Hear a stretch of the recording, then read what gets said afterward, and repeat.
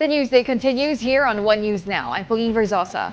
Suspended Bamban-Tarlac Mayor Alice Guo will skip again the Senate hearing on POGOs today. In her letter to Senator Risa Ontiveros, Guo said she is not physically and mentally fit to attend the hearing. She added that medical professionals refuse to issue a medical certificate for fear that they will also experience humiliation from the public. However, Senate President Cheese Escudero insisted that Guo has no choice but to attend the hearing because a subpoena was served against her. Kapag ka nag-issue ng subpoena, yan ay under compulsion of law na tinatawag. Ibig sabihin, wala sa kapasahan niya kung siya'y mag-a-attend o hindi. Kung hindi sila dadalo, nasa kamay ni Senator Risa kung siya'y magre-request na mag-issue ng warrant of arrest para sila'y pwersahang padaluhin sa pagdinig ng Senado. At pipirmahan ko ang warrant of arrest na yun. Alice Guo's legal counsel, Nicole Hamilla, says they are aware of the repercussions of skipping the July 10 Senate hearing. Here's an excerpt from her interview on The Big Story. Mayor Guo has been absent for weeks. She has not been seen in her farm. Is she still in the Philippines? And is there a possibility that your camp's mind would change? Because Senator Cheese Escudero said that they might issue an arrest order.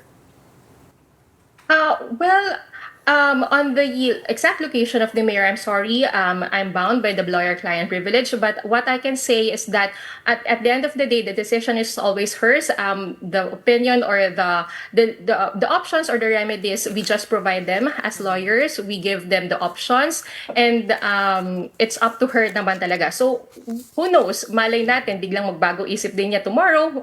Kasi I think it's the hearing tomorrow is at 10 a.m. So we do not know. Kasi as we speak, we already gave them, or we already gave her yung options nga na available, and at the same time, the possible risks or the consequences. We already discussed that with them.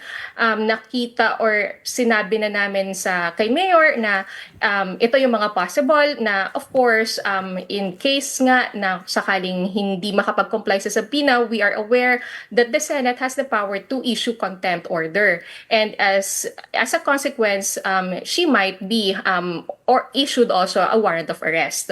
So we don't know actually kung mali natin tomorrow before the hearing magbago din naman ang isip niya. A prosecutor lawyer reiterated that the arrest warrant against those involved in the bloody war on drugs will be served within the year. International Criminal Court or ICC Assistant to Counsel Attorney Cristina Conti told Storycon that the serving of the arrest warrant is going to be confidential. She and the other ICC lawyers are still looking for ways on how to serve the arrest warrant.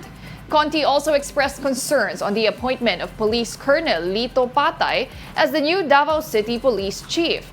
When he was the head of the Batasan Station in Quezon City, Patay recorded the highest number of drug killings in the first year of the previous Duterte administration. Ako confident ako that it will come within the year. My problem is, or yung pinapasolve sa amin, paano siya masiserve? And the development that Lito Patay, one of the implementors, one of the worst recorded violators during the war on drugs, is now Davao City Police Chief. So that is concerning for us. We'll be back with more stories after the break. Keep it here on One News.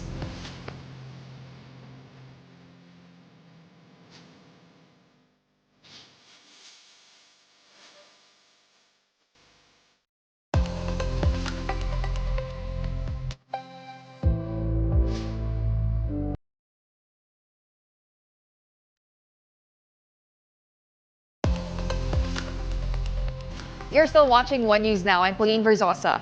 Several areas in the country may experience rains in the next 24 hours.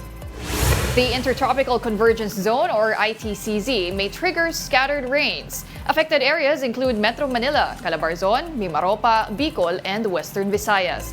Isolated rains, meanwhile, are expected over the rest of Visayas and Mindanao. The easterlies may also bring scattered rains over central Luzon, while the rest of Luzon may expect isolated rains due to localized thunderstorms. As calls to ban pogos increase, NEDA and the Labor Department have started studying the potential economic impact of a total ban. Here's the report.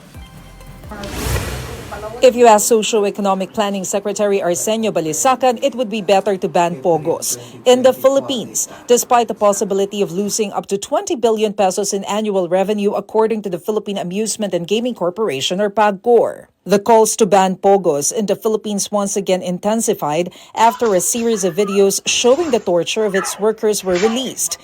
In addition, there were also numerous crimes and scams connected to its illegal operations. It may be a big number, but the cost and particularly social cost of pogos are quite high.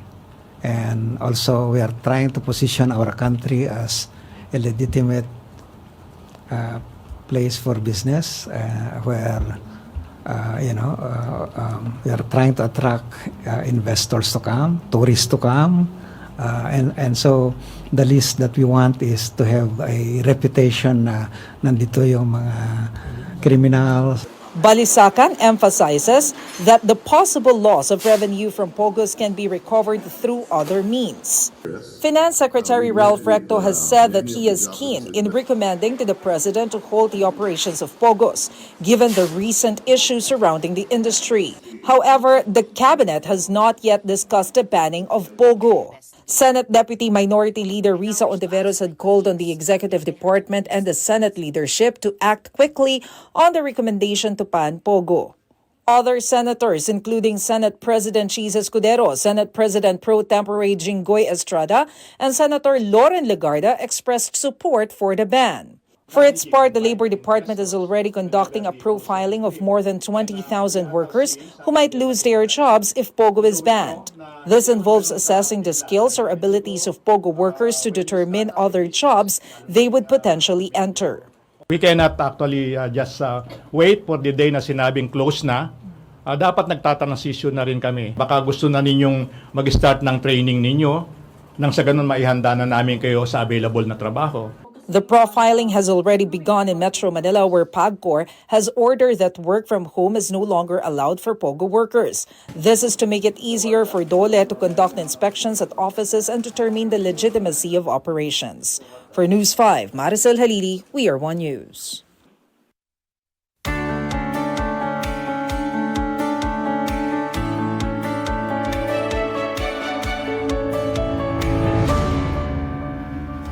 President Joe Biden is making a strong effort to convince Democrats he can win re-election. The fallout from his poor debate performance continues as Congress returns to Washington and new information about his health emerges. Here's the report. Tonight, a defiant President Biden going on offense. We're not going anywhere. I am not going anywhere. The president increasingly under siege after his disastrous debate performance last month, calling in live to MSNBC amid the furious speculation and criticism about his age and fitness for office. I wouldn't be running if I didn't absolutely believe that I am the best candidate to beat Donald Trump in 2024. We had a democratic nominating process where the voters spoke clearly.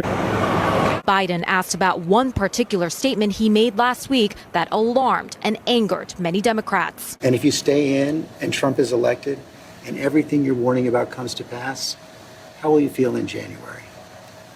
I feel as long as I gave it my all and I did the goodest job as I know I can do.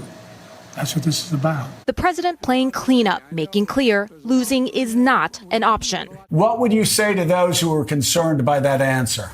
It's not an option, and I've not lost. I haven't lost. I beat him last time. I'll beat him this time.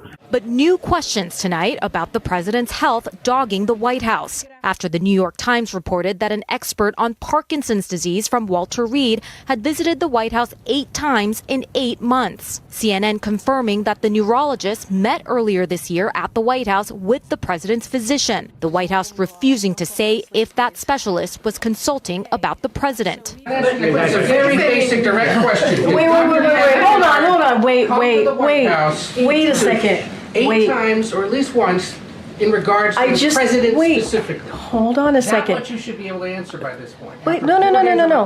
No, wait a minute. Ed, please.